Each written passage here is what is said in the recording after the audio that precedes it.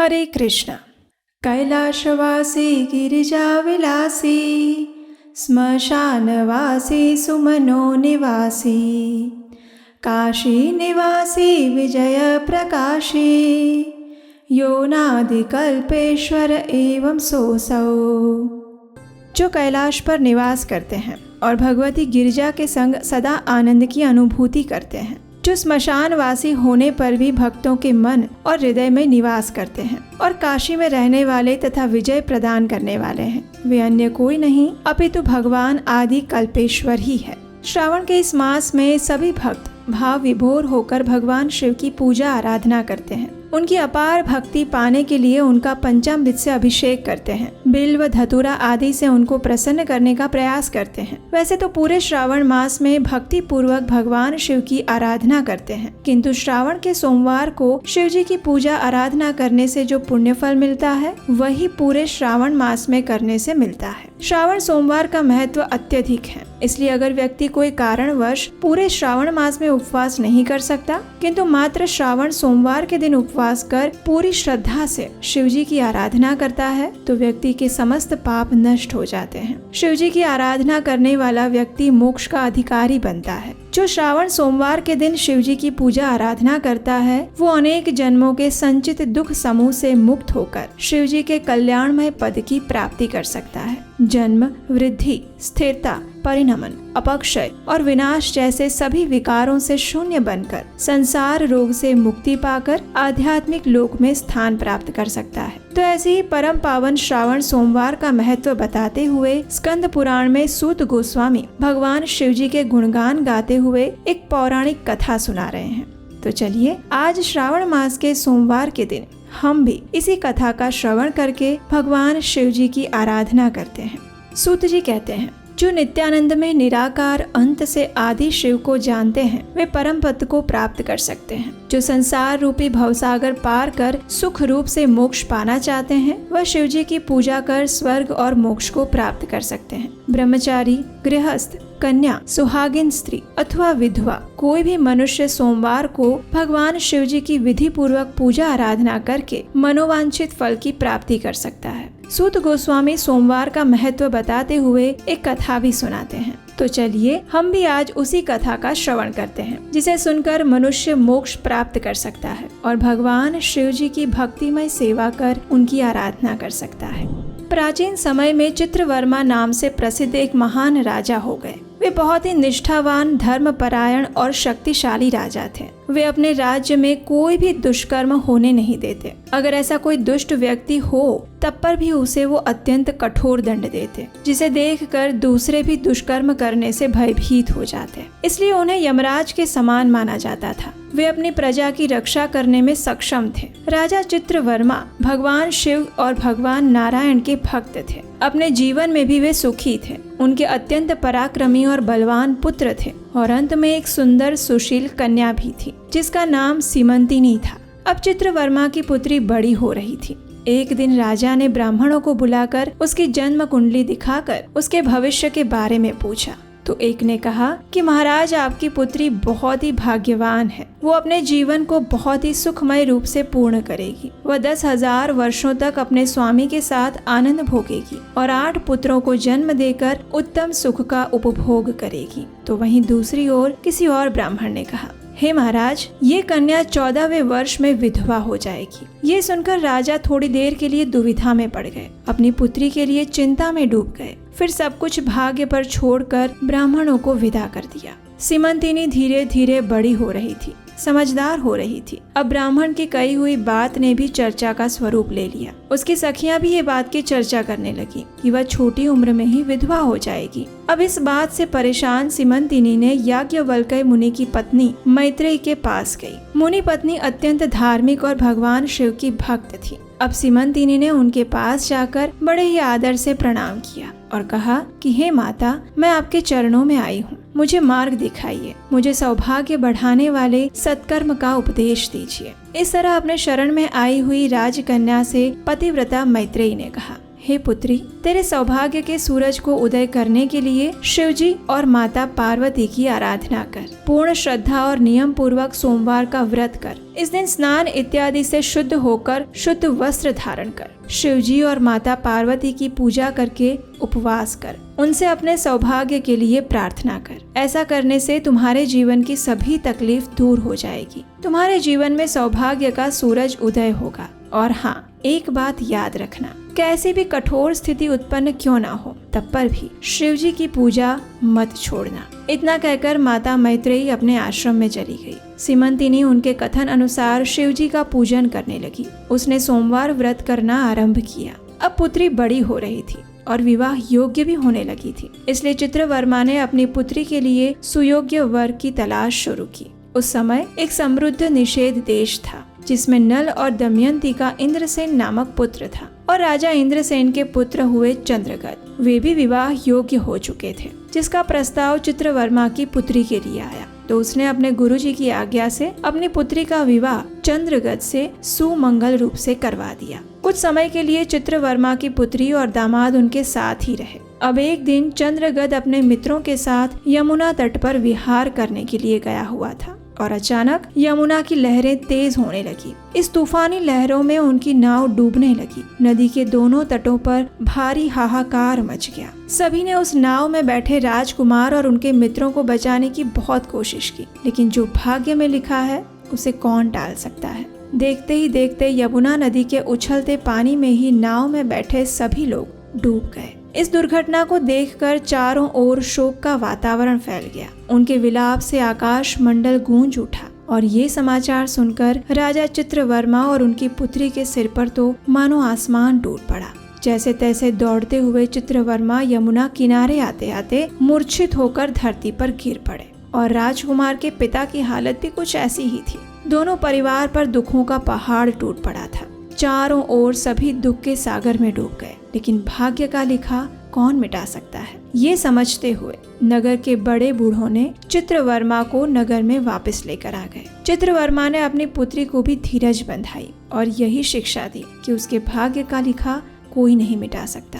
चित्रवर्मा ने भी अपने परिवार के सदस्य और बंधुओं के साथ अपने दामाद की अंतिम क्रिया पूरी की। पतिव्रता सीमंतिनी ने अपने पति के पीछे सती होने का विचार किया, लेकिन उसके पिता ने स्नेहवश उसे रोक लिया। अब सीमंतिनी एक विधवा का जीवन व्यतीत करने लगी थी। अपने पति के मरने के बाद भी मुनि पत्नी मैत्रेयी ने कहा था, वैसे ही शुभ सोमवार का व्रत उसने चालू रखा। इस प्रकार 14 वर्ष की आयु में ही वह विधवा का जीवन बिताने लगी। इतना दुख होने पर भी उसने शिवजी की आराधना नहीं छोड़ी और ऐसे ही शिवजी की आराधना करते करते 3 वर्ष बीत गए।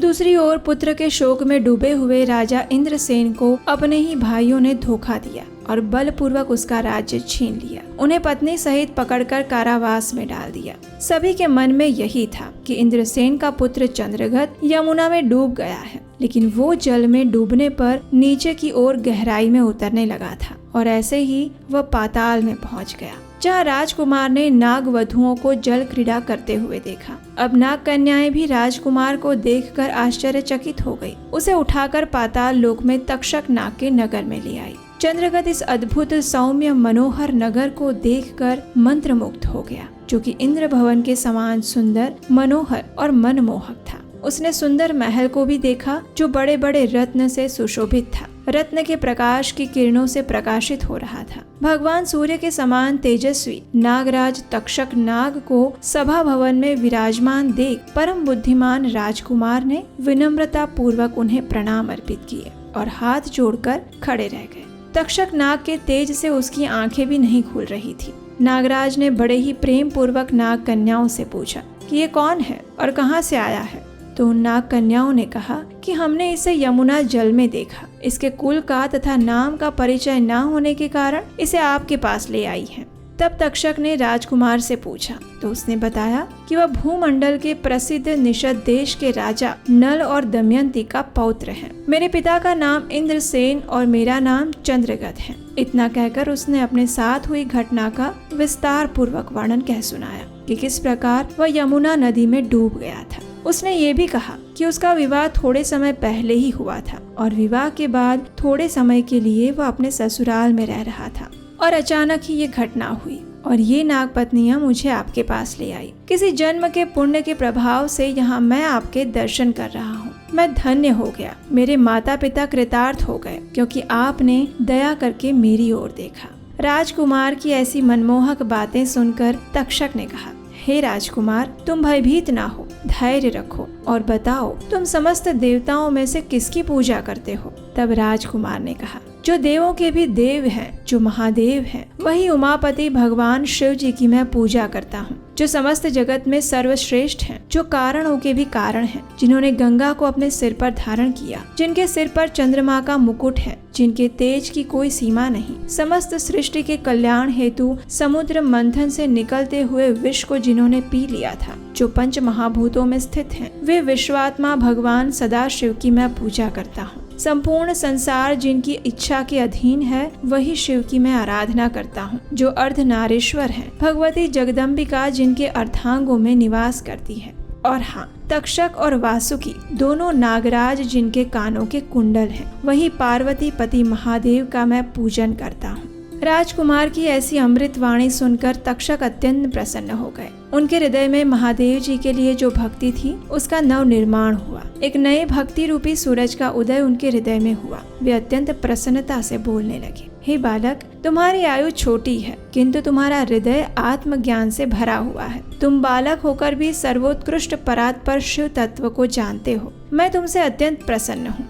यहाँ कोई दुख रोग पीड़ा नहीं है। यहाँ सर्व मनोकामना पूर्ण करने वाला कल्प वृक्ष है। यहाँ मृत्यु का भी भय नहीं है। बुढ़ापा और रोग की कोई पीड़ा नहीं होती। तो तुम अपनी इच्छा अनुसार इस रत्न लोक में जहाँ चाहो वहाँ विहार कर सकते हो और यथा योग्य सुख भोगों का उपभोग कर सकते हो। नागराज का ये प्रस्ताव सुनने के बाद भी राजकुमार ने बड़ी ही विनम्रता पूर्वक, समझदारी पूर्वक कहा, हे नागराज, मैंने उचित समय में विवाह कर लिया था। मेरी पत्नी उत्तम व्रत का पालन कर शिव जी की पूजा आराधना करती है और मेरे माता पिता का मैं इकलौता संतान हूँ। वे सब इस समय मुझे मरा हुआ समझकर शोक में डूब गए होंगे। अतः मुझे किसी प्रकार भी यहाँ अधिक समय नहीं रुकना चाहिए। तो आप कृपा करके मुझे उस मनुष्य लोक में पुनः पहुँचा दीजिए। नागराज ने भी राजकुमार को रोकने का प्रयास नहीं किया। उन्होंने कहा, जब भी तुम्हें मेरी याद आए तो मुझे पुकार लेना, मैं तुम्हारे समक्ष प्रकट हो जाऊंगा। ऐसा कहकर उसने राजकुमार को एक सुंदर दिव्य अश्व भेंट किया, जो इच्छा अनुसार कहीं भी भ्रमण कर सकता है, और अनेक रत्नमय आभूषण, दिव्य वस्त्र एवं दिव्य अलंकार की भेंट प्रदान की। नागराज ने प्रेम पूर्वक उसे विदा किया और दिव्य घोड़े पर सवार होकर थोड़ी ही देर में राजकुमार अनेक प्रकार के द्वीप, समुद्र और लोक में भ्रमण करते हुए यमुना के जल के बाहर आकर उस दिव्य अश्व पर सवार होते हुए नदी के तट पर घूमने लगा। उसी समय अपनी सखियों के साथ पतिव्रता सीमंतिनी वहां स्नान करने के लिए आई। उसने यमुना तट पर मनुष्य रूप में नाग कुमार के साथ राजकुमार चंद्रगत को देखा। राजकुमार को देखकर सीमंतिनी की दृष्टि उन्हीं की ओर स्थिर हो गई और मुग्ध होकर वहीं खड़ी रही। अब राजकुमार ने भी उसे देखा। उसने मन ही मन में विचार किया कि इसे मैंने कहीं देखा है, लेकिन किंतु उसे पहचान नहीं पाया कि वो उसी की पत्नी है, क्योंकि सीमंतिनी अपने पति को मरा हुआ समझकर विधवा का जीवन व्यतीत कर रही थी और इस शोक के कारण वो अस्वस्थ और दुर्बल भी हो गई थी। इसीलिए राजकुमार ने उसे बुलाया और समीप बिठाकर पूछा कि तुम कौन हो, किसकी पत्नी हो और किसकी कन्या हो। सीमंतिनी भी लज्जावश स्वयं कुछ बोल नहीं पाई। तब उसकी सखियों ने सारी बात बताई कि वो राजा चित्रवर्मा की पुत्री सीमंतिनी है। उसके पति चंद्रगत की दुर्भाग्यवश यमुना में डूबने से मृत्यु हो गई है और उसके शोक के कारण ही उसकी ऐसी दुर्दशा हुई है। इतना दुख होते हुए भी उसने अपने सोमवार का व्रत नहीं छोड़ा। उसके व्रत के कारण वो यहाँ स्नान करने के लिए आई है। इतना सब होने पर भी वह निर्मल और शुद्ध हृदय से प्रत्येक सोमवार को भक्ति पूर्वक माता पार्वती सहित महादेव जी की पूजा आराधना करती है। और इतना ही नहीं, उसके ससुराल में भी महाराज और उनकी पत्नी को उनके ही भाइयों ने कारावास में डाल दिया है। ये सब कुछ सुनकर राजकुमार भी व्याकुल हो गया। अपनी पत्नी और माता पिता की दुर्दशा सुनकर विचलित होने लगा। अब सीमंतिनी ने राजकुमार को उनके हाव भाव, अंग चिन्ह, स्वर आदि लक्षणों से पहचान लिया था, किंतु उसे लगा कि ये भ्रम है। मेरे पति तो यमुना में डूबकर मर चुके हैं। तो अपना भ्रम दूर करने के लिए उसने राजकुमार को पूछा कि आप कौन हैं? आप मुझे स्वजन की भांति प्रतीत होते हैं। इतना कहकर राजकुमारी की आंखों से आंसुओं की धारा बहने लगी। वह फूट फूट कर रोने लगी और मूर्छित होकर पृथ्वी पर गिर पड़ी। अपनी पत्नी को शोक में डूबे हुए देखकर राजकुमार भी शोक से व्याकुल होकर थोड़ी देर चुपचाप बैठ गए और अपनी पत्नी को निहारते रहे। थोड़ी देर बाद राजकुमारी को भी होश आया और मन ही मन सोचने लगी कि आखिर ये कैसे हो सकता है। अवश्य ही यही मेरे पति है, क्योंकि मेरा हृदय प्रेम से अधीर होकर इन्हीं में अनुरक्त हुआ है। परंतु क्या मुझ अभागिन को मेरे पति वापस मिल सकते हैं? ये भ्रम तो नहीं है? या फिर उस मुनि पत्नी मैत्रेयी ने मुझे जो कहा था कि कोई भी परिस्थिति हो सोमवार के व्रत का पालन करना, ये उसका तो फल नहीं है? एक श्रेष्ठ ब्राह्मण ने मेरा 10,000 वर्षों का सौभाग्य बताया था, उसका वचन अवश्य ही सत्य होगा। ये तो अब ईश्वर ही जाने। और वैसे भी माता पार्वती के पति भोलेनाथ अगर प्रसन्न हो जाए तो देहधारियों के लिए कौन सी वस्तु दुर्लभ हो सकती है। इस प्रकार अनेक विचार करते हुए सिमंतिनी ने अपने पति को पहचान लिया। अब राजकुमार ने अपनी पत्नी सुमंतिनी को आश्वासन देते हुए कहा, हे भद्रे, मैं सभी को ये समाचार बताने के लिए जा रहा हूँ और मेरे माता पिता का राज्य भी वापस लेकर शीघ्र ही लौट आऊंगा। इतना कहकर राजकुमार घोड़े पर सवार होकर नाग कुमारों के साथ अपने नगर की ओर निकल पड़े। वहां जाकर नाग कुमारों की सहायता से राजकुमार ने अपना राज्य वापस लिया, अपने माता पिता को भी कारावास से मुक्त करवाया। अपने पुत्र को जीवित देखकर राजा इंद्रसेन आनंद में डूब गए और राजकुमार को हृदय से लगा लिया। अश्रु वर्षा करते हुए चंद्रगद ने भी माता पिता के चरणों में प्रणाम किया। राजकुमार को जीवित देख सभी अत्यंत प्रसन्न हो गए। राजकुमार ने भी अपना सारा वृत्तांत पिता को सुनाया और नागराज तक्षक से मित्रता होने की भी बात बताई। ये सुनकर इंद्रसेन हर्ष से विह्वल हो गए। मन ही मन सोचने लगे कि मेरी पुत्र वधू ने भगवान शिवजी की आराधना करके इस अनुपम सौभाग्य का उदय किया है। अब ये समाचार महाराज चित्रवर्मा को देने के लिए राजा इंद्रसेन ने दूतों को भेजा। ये समाचार सुनकर चित्रवर्मा आनंद से भाव विभोर हो गए और अनेक भेंट उस संदेशवाहक को उपहार में दे दी। अपनी पुत्री को बुलाकर उसके वैधव्य के सभी चिन्हों का परित्याग करवाया और उसे अनेक आभूषण से सुसज्ज करवाया। राजा चित्रवर्मा ने नगर उत्सव का आयोजन किया। सभी की उपस्थिति में राजकुमारी सिमंतिनी के सदाचार की प्रशंसा की और राजकुमार चंद्रगद के साथ अपनी पुत्री को खुशी खुशी विदा किया। चंद्रगद ने भी नागराज तक्षक से मिले हुए रत्न आदि आभूषणों से अपनी पत्नी को अलंकृत किया। तो इस प्रकार सिमंतिनी के सोमवार के व्रत और भगवान शिवजी की श्रद्धा पूर्वक की हुई आराधना से उसे अपना पति वापस मिला। राजकुमार भी अपनी पत्नी को लेकर अपने राज्य वापस आ गए और राजा इंद्रसेन ने उसे राजगद्दी सौंपकर भगवान शिव की आराधना करने के लिए योगी पुरुषों को उपलब्ध होने वाले उत्तम गति को प्राप्त किया। राजा चंद्रगद ने भी अपनी धर्म पत्नी सिमंतिनी के साथ 10,000 वर्षों तक सुखमय जीवन व्यतीत किया और 8 पुत्रों तथा 1 कन्या को जन्म दिया। सिमंतिनी भी प्रतिदिन भगवान महेश्वर की पूजा करती हुई अपने स्वामी के साथ सुख पूर्वक रहने लगी और अपने सोमवार व्रत के प्रभाव से अपना खोया हुआ सौभाग्य पुनः प्राप्त किया। तो ये थी स्कंद पुराण से ली गई आज के श्रावण मास के सोमवार की सुंदर कथा। हमें आशा है कि आपको हमारे द्वारा इस श्रावण मास में सुनाई गई भगवान शिव के ज्योतिर्लिंगों की कथा अच्छी लगी होगी। अगर ऐसा है तो आपको हमारा आने वाला कृष्णायन प्रोजेक्ट भी जरूर अच्छा लगेगा, जो कि श्रीमद् भागवतम पुराण से ली गई भगवान श्री कृष्ण की बाल लीलाओं पर आधारित एक एनिमेशन श्रृंखला है। ये सिर्फ आपके लिए नहीं अपितु आपके बच्चों के लिए भी एक अनुपम उपहार साबित होने वाला है, जिसे आप अपने बच्चों को भी बिना किसी चिंता के दिखा सकते हैं और उन्हें हमारे वैदिक संस्कृति के ज्ञान से अवगत करवा सकते हैं। अगर आपको हमारा प्रयास सराहनीय लगता है तो आप हमें आने वाले इस प्रोजेक्ट के लिए अपना आर्थिक सहयोग भेज सकते हैं। स्क्रीन पर नंबर दिया गया है। आपके द्वारा प्राप्त योगदान हमारे लिए अत्यंत मूल्यवान है। तो चलिए इस श्रावण मास की पूर्णाहुति पर हम परम वैष्णव भगवान भोलेनाथ से यही प्रार्थना करते हैं कि वे हमें शुद्ध सतोगुणी बुद्धि, चेतना और शक्ति प्रदान करें, जिससे हमारा तन, मन और मस्तिष्क सदैव भगवान श्री कृष्ण की सेवा में संलग्न रहे। हरे कृष्ण।